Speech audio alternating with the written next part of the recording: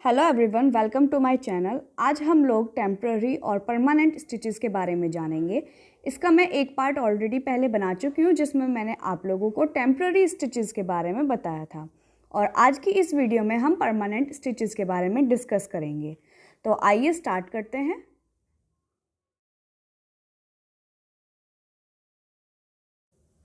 Permanent stitches, the stitches that form a part of the stitched garment are called permanent stitches. जो हमारे garment को perfect बनाने के लिए, उसको रेडी करने के लिए जो स्टिचेस यूज़ की जाती हैं उसे हम परमानेंट स्टिचेस बोलते हैं। तो इसमें सबसे हमारी कुछ बेसिक स्टिचेस आती हैं जो परमानेंट स्टिचेस में आती है, जैसे रनिंग स्टिच हो गई हमारी, और भी ऐसी कई सारी स्टिचेस होती हैं जो हमारी इसके अंडर में आती हैं। तो आइए हम इनको डिस्क्रिप्शन में पढ़ते हैं with the help of pictures.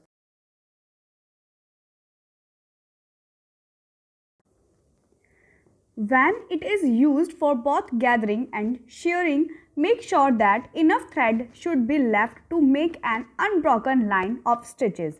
तो जब भी आप गैदरिंग और शेयरिंग करें तो आप इस चीज़ का ध्यान रखें कि इनफ थ्रेड होना चाहिए और should be left to make an unbroken line of stitches, और उस थ्रेड की मदद से आप बिल्कुल अनब्रोकन लाइन स्टिच करें ताकि मतलब बीच में कोई गैप ना छोड़े या बीच में धागा ना तोड़े, अदरवाइज़ आपको दोबारा से स्टार्ट करनी पड़ेगी। क्योंकि जब आप उसको वियर करेंगे या कोई भी चीज़ आप उसमें अगर हाथ भी डालते हैं, जरा सा भी प्रेशर डलेगा तो वो वहाँ से सिलाई उधड़ जाएगी।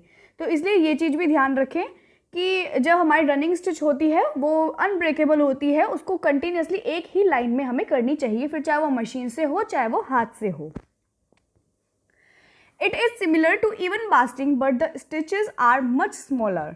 जो इवन बास्टिंग होती है वो इसी की जैसी सिमिलर होती है, लेकिन मतलब रनिंग स्टिच जैसी होती है, लेकिन जो बास्टिंग होती है वो हमारी छोटी होती है, और जो रनिंग स्टिच होती है वो बड़ी होती है थोड़ी सी बास्टिंग से।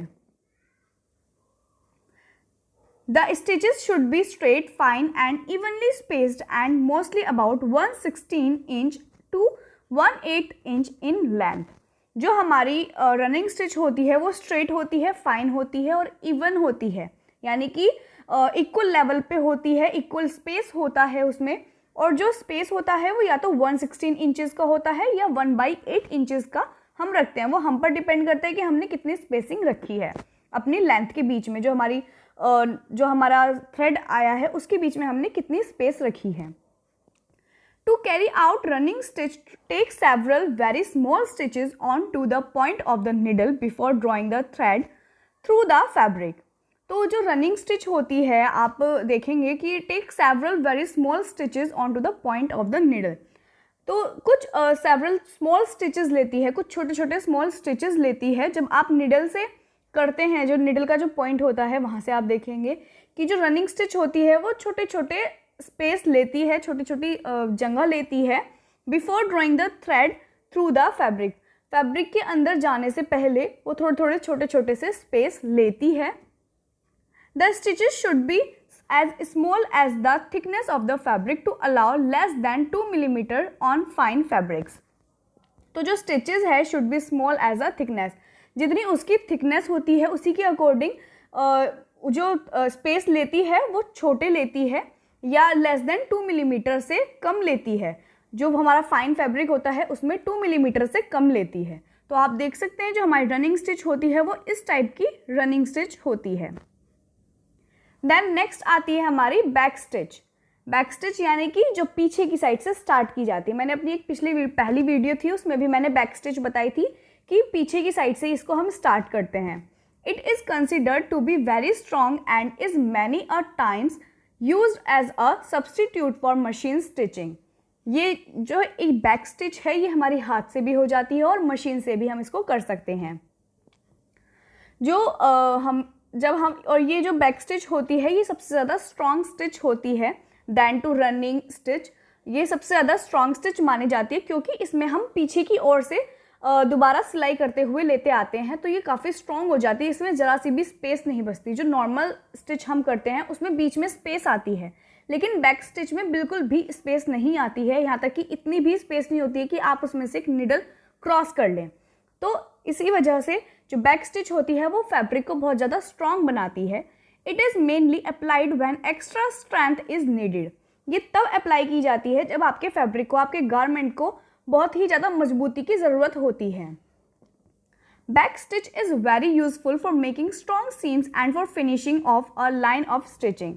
ये जो बैक स्टिच होती है ये हमारी, जैसे कि मैंने अभी बताया भी, कि ये स्ट्रॉन्ग स्टिच होती है जहाँ पर हमें मजबूती की ज़रूरत होती है, कि लगता है कि हाँ यहाँ पर हमारे फैब्रिक को मजबूती की ज़रूरत है, हम रनिंग स्टिच करेंगे या लॉक स्टिच करेंगे तो हमारा जो गारमेंट है वो उधड़ने का डर रहेगा, तो उस जगह पे हम अपनी बैक स्टिच करते हैं।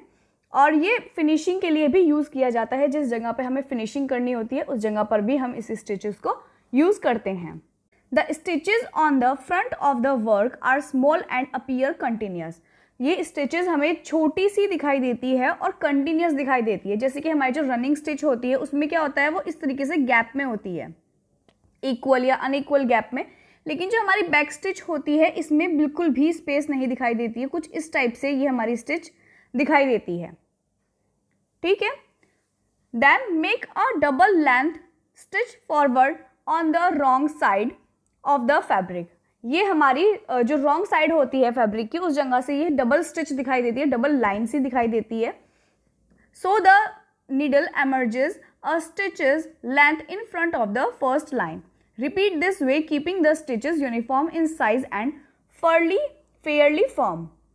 तो इसी तरीके से हम इसको रिपीट करते चले जाते हैं पूरे फैब्रिक पे, जहाँ तक भी हमको नीड है इसको करने की। तो देखिए किस तरीके से ये की जाती है। सबसे पहले हम अपने फर्स्ट, जैसे कि आप यहाँ पर देख पा रहे होंगे कि ए एंड बी, तो इसी तरीके से सबसे पहले हम यहाँ से अपने नीडल को निकालेंगे। देन इसके बाद हम यहाँ पर अपनी नीडल से डाल के और उसको हम किस तरीके से निकालेंगे, इस तरीके से अपनी नीडल को, तो यानी कि यहाँ से डाल के बी में और सी की तरफ से निकालेंगे, फिर दोबारा घुमाएंगे और यहाँ पर डालेंगे और फिर आगे की तरफ से निकालेंगे। इस तरीके से ये हमारी बैक स्टिच चलती रहती है। देन नेक्स्ट स्टिच आती है हमारी हेम स्टिच, यानी कि जिसको हम तुरपाई भी बोलते हैं। It is used for hems on medium weight और लाइट वेट फैब्रिक्स। तो ये जो हेम होती है वो हमारे मीडियम वेट फैब्रिक और लाइट वेट फैब्रिक पर, दोनों तरह के फैब्रिक पर की जाती है। It is mainly used to fasten a raw edge which should be turned or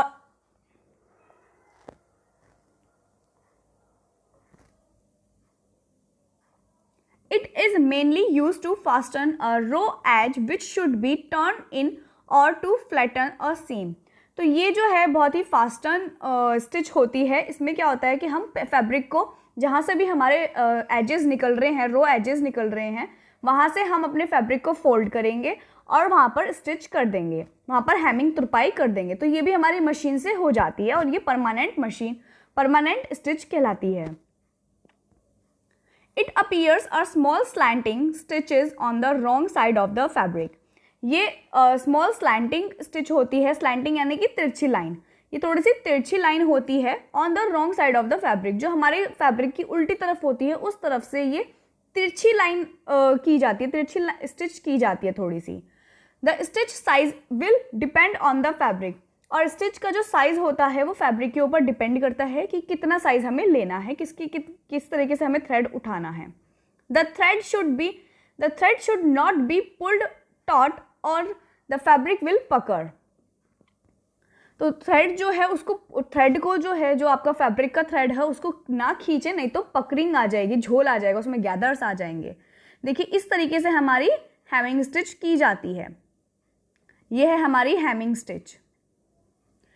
then next आती है हमारी हाफ बैक स्टिच। हमने बैक स्टिच पढ़ी, बैक स्टिच की तरह ही हमारी हाफ बैक स्टिच होती है, यानी कि जितनी लेंथ हम अपने बैक स्टिच में लेते हैं उससे आधी स्टिच हम अपनी हाफ बैक स्टिच में लेते हैं। This stitch is quite similar to the back stitch but with a longer stitch at the back side of the fabric.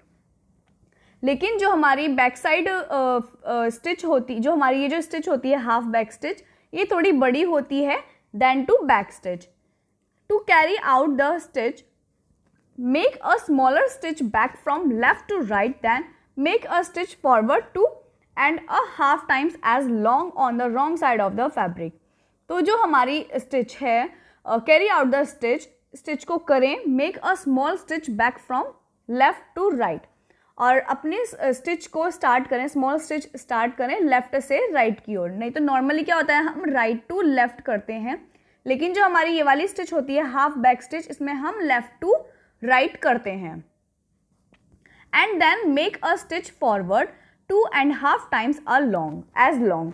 और हमारी बैक स्टिच के मुताबिक हम इसमें 2 से हाफ टाइम्स इसको बड़ी बनाते हैं, बड़ी स्टिच करते हैं। Make another small stitch from left to right on the right side. और इसी तरीके से हम राइट साइड करते हैं, लेफ्ट टू राइट। इस तरीके से हम अपने राइट, जो हमारा सही तरफ से फैब्रिक होता है, जो हमारा फ्रंट फैब्रिक होता है, उस तरफ से करते हैं। ऐसे ही बैक साइड की तरफ से करते हैं और ऐसे ही राइट साइड से करते हैं, और ये हमारी 2 लेयर चलती है एक साथ। तो देखिए इस तरीके से ये हमारी हाफ बैक स्टिच होती है। बैक से ही तो ये बैक स्टिच की तरह दिखाई देती है, यानी कि पीछे से तो ये कुछ इस टाइप की दिखाई देती है, और जो फ्रंट होती है उस साइड से ये नॉर्मल इस तरीके से दिखाई देती है। तो पीछे की ओर से जो रॉन्ग साइड होती है फैब्रिक की, वहां से तो इसमें 2 लेयर चल रही होती है और फ्रंट से 1 लेयर चल रही होती है। देन फिफ्थ आती है हमारी oversewing. It is use to finish seam edges on fabric which fray easily to carry out the stitch. तो जो हमारी सीम एजेस हैं उसको फिनिश करती है over swing. To carry out the stitch, hold the fabric with the edge to be worked away from the worker. तो जितने भी एजेस निकले हुए होते हैं उनको होल्ड करके रखती है। Insert the needle 1/8 to 1/4 inch from the edge and bring the thread over the edge of the fabric. और इसमें हम कितनी इंच की सिलाई करेंगे, या तो 1/8 इंच से लेके 1/4 इंच तक की हम इसमें सिलाई करते हैं। जो हमारे एज होता है, यानी कि जो फैब्रिक की एंडिंग होती है, वहां पर हम इसकी सिलाई करते हैं, जहां से हमारे जो फाइबर्स हैं, जो थ्रेड हैं, वो निकलने लगते हैं, उसको कवर करता है over swing stitch. Make the next stitch 1/4 inch further on.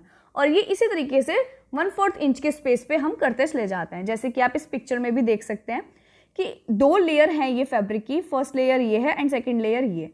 तो इसमें हम इधर से स्टार्ट करेंगे राइट टू लेफ्ट, यहाँ से स्टार्ट किया, ये थोड़ी डायगनल लुक में आती है, इस तरीके से हम इसको करते चले जाते हैं। तो ये जितनी भी एजेस निकल रही होती हैं, एक्स्ट्रा एजेस, उसको ये कवर कर देता है और वहीं पर स्टॉप कर देता है। तो ओवर स्विंग हमारी जो एजेस होती हैं, एक्स्ट्रा एजेस जो निकल रही होती हैं, उसको स्टॉप कर देता है, एक तरीके से इंटरलॉक कर देता है। तो इसको हम हाथ से भी करते हैं और मशीन से भी करते हैं। देन 6th आती है हमारी ब्लाइंड हैमिंग स्टिच, यानी कि जो इनविजिबल हैमिंग स्टिच होती है, यानी कि जो दिखाई नहीं देती। This stitch is worked on the inside fold of the hem so that the stitches are almost invisible, thus the name blind. तो जो हमारी ये जो ब्लाइंड हैमिंग स्टिच होती है, ये इस तरीके से की जाती है, फोल्ड फैब्रिक पे की जाती है। रॉन्ग साइड करते हैं हम इसको, जो हमारा फैब्रिक होता है उसके रॉन्ग साइड करते हैं, जो उल्टी साइड होती है फैब्रिक की, और ये इनविजिबल स्टिच की तरह की जाती है। और इसी वजह से इसको ब्लाइंड नाम दिया गया है, ब्लाइंड हैमिंग, क्योंकि ये इनविजिबल होती है, ये दिखाई नहीं देती।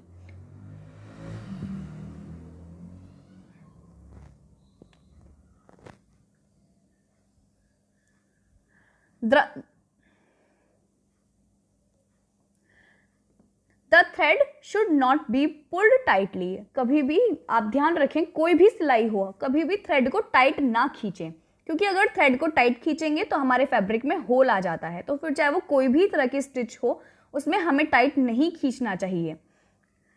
With the fold of the hem towards you, take a very small stitch inside the hem fold edge, picking up a thread of the single fabric on the point of the needle before taking another stitch on the inside hem fold of the garment। तो जिस तरीके से मैंने आपको बताया भी था ऊपर स्लिप स्टिच के बारे में, उसी तरीके से ये वाली स्टिच भी की जाती है। इसमें हम बहुत ही छोटे 1-2 थ्रेड उठाते हैं और फिर उसको स्टिच करते हैं। जैसे कि आप देख सकते हैं, फर्स्ट स्टेप होता है हम इसको 2 फोल्ड करते हैं अपने फैब्रिक को। उसके बाद हम राइट टू लेफ्ट चलते हैं अपना। पहले हम ऊपर के लेयर पे फैब्रिक पे स्टिच करते हैं, देन उसको लेके हम अपने नीचे वाला जो फैब्रिक होता है वहाँ से थ्रेड उठाते हैं एंड देन फिर ऊपर लेके आते हैं। इसी तरीके से ये हमारी स्टिच चलती चली जाती है। तो ये थोड़ा डायगोनल शेप में आ जाती है और जो फ्रंट साइड होती है वो वहाँ से इस टाइप से दिखती है। तो आई होप कि आपको समझ आ गया होगा ये कुछ स्टिचेस। देन 7th स्टिच आती है हमारी button hole stitch. This stitch is worked with the needle pointing towards you and the fabric edge away from you. इसमें हमारी जो स्टिचेस है वो किस टाइप की आती है, कुछ इस टाइप की स्टिचेस आती हैं। तो ये भी हमारे जो एजेस होते हैं, जो फैब्रिक की जो फाइबर जो एक्स्ट्रा निकले होते हैं उसको कवर कर देती है। इसको हम बकेट स्टिच भी बोलते हैं या ब्लैंकेट स्टिच भी बोलते हैं। To carry out the stitch insert the needle in the right side of the edge of the button hole, bring it out 1/8 inch below. तो ये हमारे बटन होल के लिए होती है, आई बनाने के लिए जो हमारा बटन होल हम बनाते हैं ताकि हमारा बटन लग जाए, उसमें भी हम इसको यूज़ करते हैं। एम्ब्रॉयडरी के लिए एज अ डेकोरेटिव पर्पस भी हम इसको यूज़ करते हैं। Bring it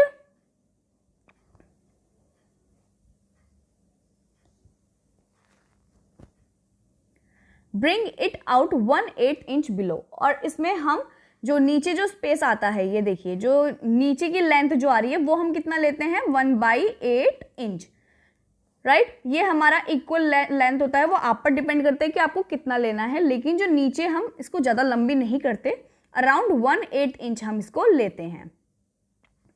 loop the thread hanging from the eye of the needle from right to left under the point of the needle and draw the needle upwards to knot the thread at the button hole edges. तो इसी तरीके से हम इस पूरे process को निभाते रहते हैं और एक तरीके से ये आईसी बन जाती है। जैसे कि आप देख सकते हो, इसका फर्स्ट प्रोसेस होता है, हम अपना इधर से लेंगे, यहाँ से स्टार्ट करेंगे। सबसे पहले हम अपना यहाँ पर नॉट लगाएंगे, उसके बाद हम थ्रेड उठाएंगे, फिर हम नीचे की साइड लगाएंगे। नीचे से करने के बाद हम इसको किस तरफ लेके जाएंगे, ऊपर की ओर, यानी कि हम ये ऐसे लेके आए, इधर लिया और फिर इसको ऊपर की ओर निकाला इस तरीके से। देखिए दोबारा दिखाती हूँ, हम यहाँ से लाएंगे, नीडल नीचे की ओर करेंगे, फिर नीचे से करने की ओर करने के बाद हम इसको इधर की साइड से निकाल देंगे अपनी नीडल को।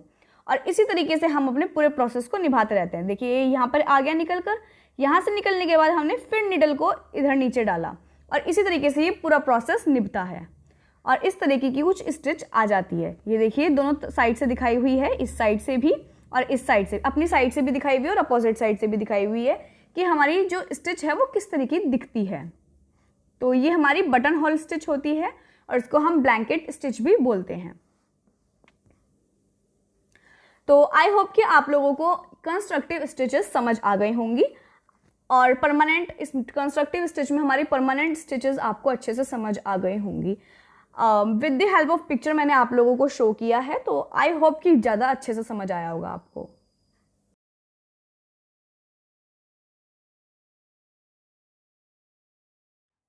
तो आई होप कि आप लोगों को मेरी वीडियो पसंद आई है, लेकिन फिर भी आपको कोई क्वेरी है, कोई क्वेश्चन है जो आप मुझसे पूछना चाहते हैं, तो मेरी वीडियो के नीचे कमेंट सेक्शन ओपन रहता है, आप वहाँ पर जाके मुझे कमेंट करके भी पूछ सकते हैं। अदरवाइज एक डिस्क्रिप्शन बॉक्स होता है जिसमें जाके आप देखेंगे कि वहाँ पर मेरी इंस्टा आईडी का लिंक मैंने शेयर किया हुआ है। अदरवाइज़ मैं वीडियो में भी साथ के साथ शेयर करती हूँ अपनी आईडी का नेम, जिस नेम से मेरी आईडी होती है। आप वहाँ से भी नेम लेके आप एंटर करेंगे तब भी मेरी आईडी खुल जाएगी। अदरवाइज़ नीचे लिंक तो होता ही है, उस पर एकदम क्लिक करेंगे तो आईडी मेरी खुल जाएगी। आप वहाँ पर जाकर मुझसे कोई भी क्वेश्चन या किसी भी तरह की आपको क्वेरी है वीडियो से रिलेटेड या उस कंटेंट से रिलेटेड, आप मुझसे ईजिली पूछ सकते हैं। तो आई होप कि आपको वीडियो अच्छी लगे और समझ में आए और जो भी क्वेरी हो वो आप मुझसे ईजिली पूछ सकते हैं। So thank you. आप मेरी वीडियो को लाइक, शेयर और सब्सक्राइब ज़रूर करना मेरे चैनल को। Bye bye.